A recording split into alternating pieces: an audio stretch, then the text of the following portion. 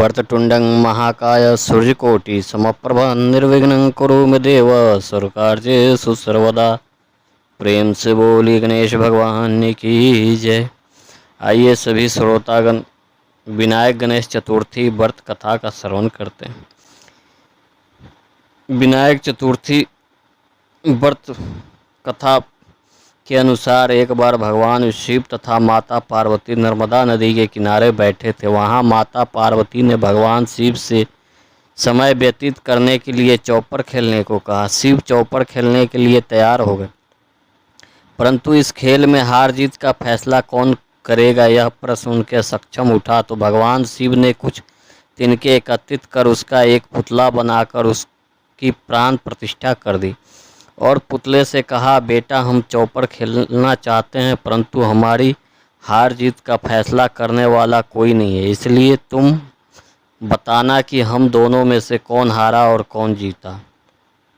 उसके बाद भगवान शिव और माता पार्वती का चौपर खेल शुरू हो गया। यह खेल 3 बार खेला गया और संयोग से 3 बार माता पार्वती ही जीत गई। खेल समाप्त होने के बाद बालक से हार जीत का फैसला करने के लिए कहा गया, तो उस बालक ने महादेव को विजयी बताया। यह सुनकर माता पार्वती क्रोधित हो गई और क्रोध में उन्होंने बालक को लंगड़ा होने, कीचड़ में पड़े रहने का श्राप दे दिया। बालक ने माता पार्वती से माफ़ी मांगी और कहा कि मुझसे अज्ञानवश ऐसा हुआ है, मैंने किसी द्वेष भाव में ऐसा नहीं किया।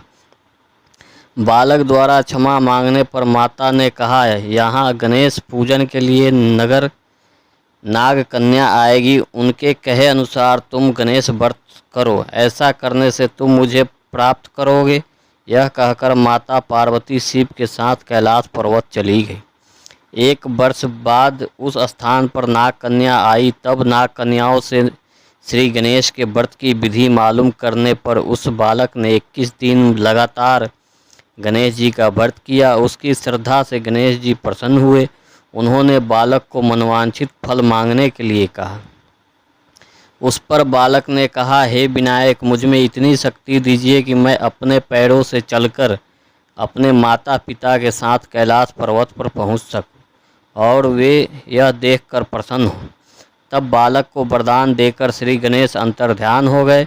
इसके बाद यह बालक कैलाश पर्वत पर पहुंच गया और कैलाश पर्वत पर पहुंचने की कथा उसके भगवान शिव को सुनाया। चौपर वाले दिन से माता पार्वती शिव जी से विमुख हो गई थी, अतः देव की रुष्ट होने पर भगवान शिव ने भी बालक के बताए अनुसार 21 दिन तक श्री गणेश का व्रत किया।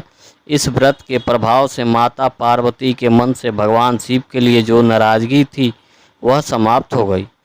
तब यह व्रत विधि शंकर भगवान ने माता पार्वती को बताया। यह सुनकर माता पार्वती के मन में भी अपने पुत्र कार्तिकेय से मिलने की इच्छा जागृत हुई। तब माता पार्वती ने भी 21 दिन तक श्री गणेश जी का व्रत किया तथा दुर्वा, फूल और लड्डुओं से गणेश जी का पूजन अर्चना किया। व्रत के 21वें दिन कार्तिकेय स्वयं माता पार्वती जी से आ मिले। उस दिन से श्री गणेश चतुर्थी का यह व्रत समस्त मनोकामनाओं की पूर्ति करने वाला माना जाता है। इस व्रत को करने से मनुष्य के सारे कष्ट दूर होकर मनुष्य को समस्त सुख सुविधा प्राप्त होती है। प्रेम से बोलिए गणेश भगवान की जय।